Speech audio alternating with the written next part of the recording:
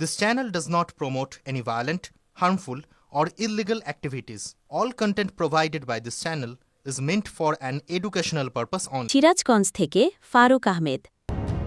আগামী ১৯ জুলাই ঢাকায় জামায়াতের মহাসমাবেশ সফল করার লক্ষ্যে সলঙ্গায় জামায়াতের বিক্ষোভ মিছিল ও আলোচনা সভা অনুষ্ঠিত হয়।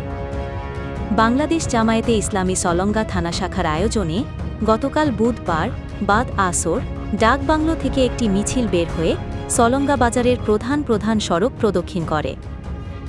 শেষে কদমতলা সমাজ কল্যাণ পাঠাগার চত্বরে এক সংক্ষিপ্ত আলোচনা শুরু হয়। সলঙ্গা থানা জামায়াতের আমির রাশেদুল ইসলাম শহীদের সঞ্চালনায় প্রধান অতিথি হিসেবে বক্তব্য রাখেন রায়গঞ্জ তারাস সলঙ্গা আসনে জামায়াতের মনোনীত প্রার্থী কেন্দ্রীয় কর্মপরিষদ সদস্য শায়েখ ড মাও আব্দুস সামাদ। অন্যান্যদের মধ্যে বক্তব্য রাখেন সলঙ্গা থানা ছাত্র শিবির সভাপতি মহসিন